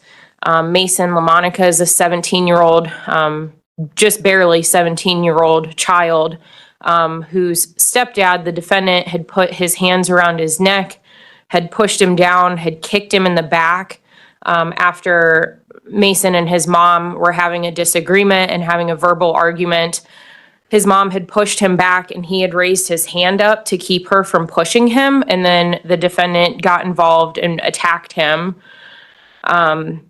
Mason didn't feel safe when he went back to the house and saw the defendant's vehicle there. When deputies arrived after Mason had called the police, they had a brief conversation with his mother, and then they tried to talk to the defendant, who became extremely animated and uncooperative. From Deputy Mosier's report, the officer that was ultimately assaulted by the defendant, he had stated that the defendant came to the door. They were trying to talk to him about what had happened that day with him and Mason. He told them that nothing had happened and stated to take him to jail and he would talk to a lawyer. They told the defendant they were just trying to figure out what was going on. And he told officers that Mason was a punk. And he said that Mason makes his wife, Mason's mother, cry all the time, and that he had spit in his face and was calling him a pussy, and that Mason had antagonized him and then reached over to grab Mason's mom, which was not what Mason had said had happened. Then he said that Mason got slammed and pushed against the wall, stating that no one was going to touch his wife. He did not give a fuck who it was, male, female, kid, or not. And then, so take me to jail, said that he's tired of these kids getting away with all this fucking bullshit and getting to call the cops. He was very visibly agitated, was yelling. And then when they told him that he was under arrest and they went to grab for his arm, he said he needed to get his shoes on and retreated back into the house, where it had been reported that firearms were accessible. He told officers, "Don't touch me, motherfucker," and immediately retreated into the residence, going downstairs. They went in after him. He ended up punching Deputy Mosier with a closed fist on the left side of his head. And then he grabbed him around the back side of his neck with both hands. They ultimately had to tase the defendant to get him under control. And Deputy Mosier ended up with a large scrape and a small cut on his left elbow, redness above his left eye and on the back of his head. His ear was warm and tender from being punched. Mason also had visible injuries. He had petechiae on his neck from being strangled and had a visible red mark on his back from the defendant kicking him. After he had stopped strangling him and had started to walk away, he came back and then kicked Mason in the back. So given the circumstances, I don't believe that a PR bond is appropriate. I do recognize that the defendant does have pretty limited history, has what I believe is a petty theft from California from 97, grand theft of money or labor or property from 99 from California, and then a DWAI on a non-motor vehicle from 2004. He had an assault that was dismissed in 2005 in Montrose County and a violation of a civil protection order in 2024 that was dismissed and sealed. Deputy Mosier, when he was contacted about bond, originally said that he was more concerned about the potential threat to Mason, but I just do not believe, given the circumstances, now the charges being filed, one of them being a mandatory prison sentence, that a $40,000 PR bond is appropriate. I'm asking for a cash-only bond. Thank you. And does Mason, the alleged victim, did he have any input through any person?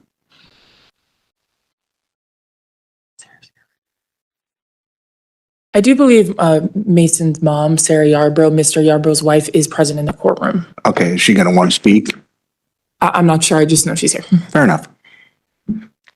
Before the original Happy birthday, BI. Happy birthday.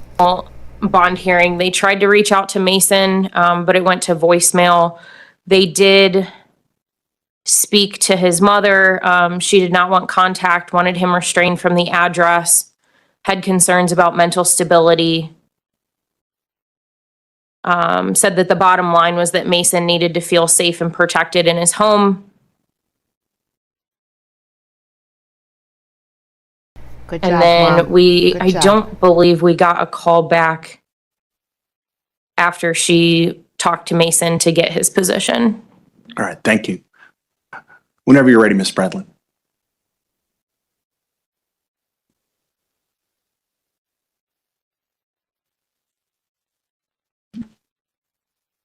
Thank you, Judge. The two considerations the court must consider when setting a bond are whether a person will show up to court and community safety. So first, we have no information that Mr. Yarbrough, any information whatsoever to suggest that Mr. Yarbrough is a flight risk. Mr. Yarbrough is a Category 1 on the CPAT, as alluded to by the prosecution.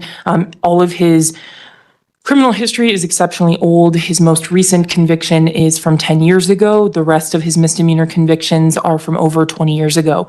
Because Mr. Yarbrough has only very minor misdemeanor and traffic criminal history, and none within the last decade, he has not failed to appear within the last 5 years. Mr. Yarbrough has very strong ties to the community. He has lived in Mesa County for 13 years. He's lived in Grand Junction for 12 years. Prior to that, he lived in Montrose. His family all lives here in Colorado. He has 6 total children, 3 from his marriage with Sarah Yarbrough and 3 biological children from a prior marriage. Mr. Yarbrough owns his own business. He has been an owner of that business for a period of roughly 10 years, but has been employed with that same company for a period of... What's the business? Oh, it's a audio video security camera systems type business. I think it's called High Tech Solutions. Security to alarm systems. Yeah, and alarm systems, that kind of thing. Go ahead. I understand that the court has the affidavit, so the court is aware of the facts as alleged. But the fact that Mr. Yarbrough has been charged with an offense that, if he was guilty of it, has mandatory prison is not enough of a reason to hold someone on a cash-only bond. Mr. Yarbrough is presumed innocent. Further, since this incident, Mr. Yarbrough has obeyed the protection order. He has not been staying at his family home, which he's currently restrained from, where Mason lives. He's been staying in a Motel 6. I believe that he is unable to continue paying for that. So his plan is to stay, in fact, with his in-laws so that he's not paying for a motel indefinitely moving forward. Mr. Yarbrough also, of his own volition, after this incident and in communication with his wife, has gotten connected to therapy services and has already, he contacted Lifespan Psychiatry after he was released from jail. I know that he had an appointment yesterday at 4 o'clock because he had to get off the phone to meet with his therapist at that point. Google says that monthly rates at a Motel 6 is $1,500 to $2,100 a month. I will note that the affidavit has a lot of factual circumstances that will require further discovery and further investigation to determine what actually happened in this very brief period of time. I spoke to Sarah Yarbrough, and she indicated that she is not in support of a cash bond, that she supports the personal recognizance bond in place, that she's not concerned for her son's safety at this point, given that Mr. Yarbrough has been obeying the protection order. She also indicated that there are no longer any weapons in her home that anyone would have access to. I mean, that is not really at issue currently because Mr. Yarbrough is currently restrained from that address. I also just wanted to note that in that reviewing the affidavit, it was my understanding that Ms. Lawrence in her motion was also requesting that an additional condition of the protection order be imposed, that Mr. Yarbrough is restrained from firearms. I don't see any conduct as alleged in the affidavit that indicates use of a weapon whatsoever. I am not certain. I think where the piece of information about weapons being in the home came from, as I can surmise from the affidavit, is that when Mason contacted dispatch, he indicated that somewhere in the home there were weapons. There's no allegations that, as contained in the affidavit, that Mr. Yarbrough used a weapon against anyone. Miss Yarbrough yesterday indicated that a family member in Montrose has taken all of their weapons out of their home because of this incident and concerns for that. So I am asking the court to use the pretrial risk assessment tool that we have in in place and consider the objective facts about Mr. Yarbrough's extremely strong ties to the community, and the fact that he is placed at extremely low risk to flee, and also that he has basically no serious criminal history, no criminal history similar to the allegations contained in this affidavit. Also, Mr. Yarbrough showed up to court, understanding that this motion had been filed seeking a modification of his bond, understanding that by him showing up, he may be remanded. And so I am asking the court to leave the bond as set. Thank you very much. DA? Your Honor, I'm not saying that weapons were utilized in this instance, but this was a pretty violent situation that included not only a strangulation. Yeah, but he showed up for court. Did you just hear her? He showed up for court, so he's fine. Of a child, but also an assault of a police officer. So that's why that was my basis for requesting that the defendant be restrained from weapons. It's an appropriate request, and then the court's going to grant that part. Sir, you cannot possess any firearms, ammunitions, or weapon. This is not something that's a DV, so we don't have the firearm affidavit that has to be filed, but that is a condition of your bond.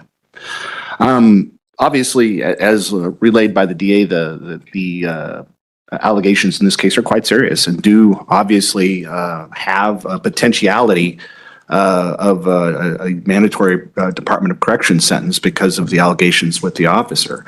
And, you know, I don't know what the heck happened this night. That'll probably come out during the course of this case, but obviously it definitely brings up a public safety issue from the court's point of view.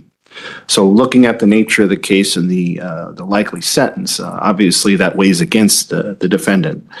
With regard to just about everything else, though, it weighs in favor of keeping the PR bond at this point in time. He has employment, he has a residence, he has a job, and don't know anything about his character or reputation, but at the same time, he has employment and he has a job, and he showed up for court. I don't see anything that indicates in his past poor character reputation. I don't think it's necessary to have people to bring him to court, so I don't think that's something I need to take into account.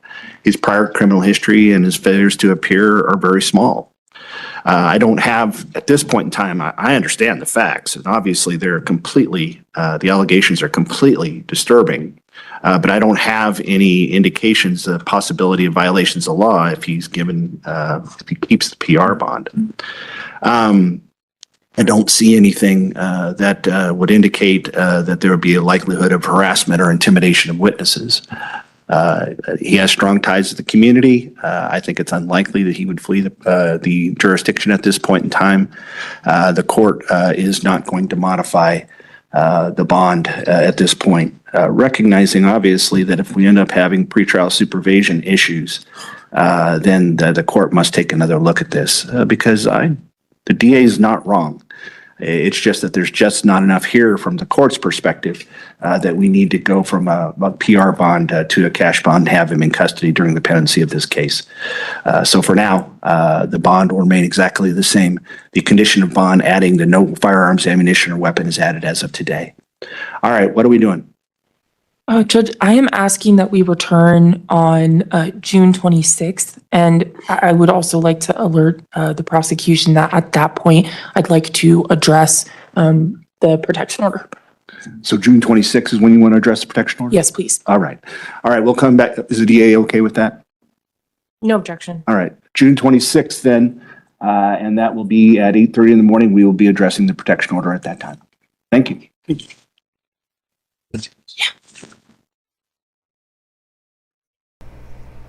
All right, guys. Thank you so much for coming out today. I really, really, really appreciate it. We made it through Tuesday. Tomorrow there's 2 streams. But today we got to go to work. Everybody send out thoughts. I hope I get like 4 buses today. That's all I'm asking for. That's not unusual. That's normal. But I hope I get 4 buses today. Lots of people to see the show. And then I can sleep, and then I'll see you tomorrow. That's it. My next 48 hours are all sewed up. behave today, guys. Be nice to each other. And 3 more days and you'll be back. Nice, Zach. That's cool. CJ's made a lot of comments, just in a different chat. Oh no, you got a dentist appointment today. I hope they give you good gas. Thanks for everybody who signed up on Twitch today. That's pretty cool. Now we have more comments over there too. Bye, guys.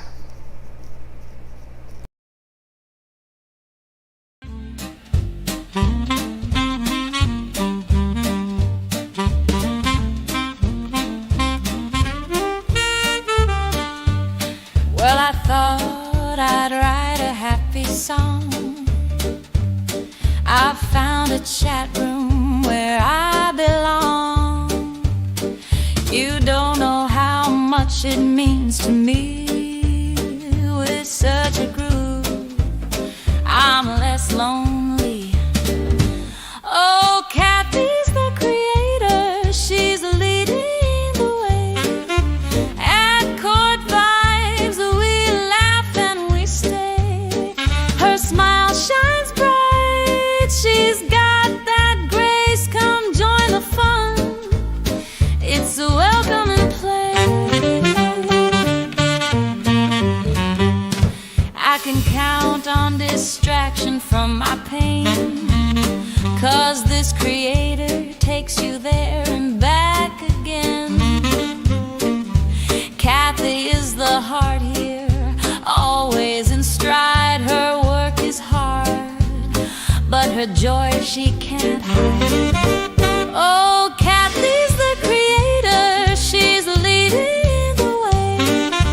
At Court Vibes, we laugh and we stay. Her style is classy, she's always top shelf. Don't take my word, come and see for yourself. Her cases are new with a twist or two. I really like them, I believe you will too.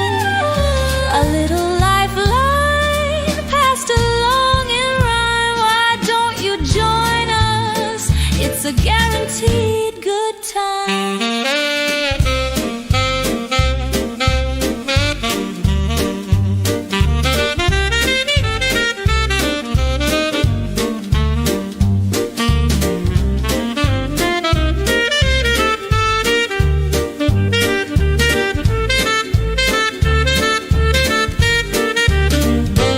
Oh, Kathy's the creator, she's leading the way. At Court Vibes, we laugh and we stay. Her smile shines bright, she's got that grace. Come join the fun, it's a welcoming place. And so in conclusion, I'll wrap up this song. I hope I didn't miss anything that would be wrong. Hope I see you around. Don't stay on the shelf, join in the laughter. Come and see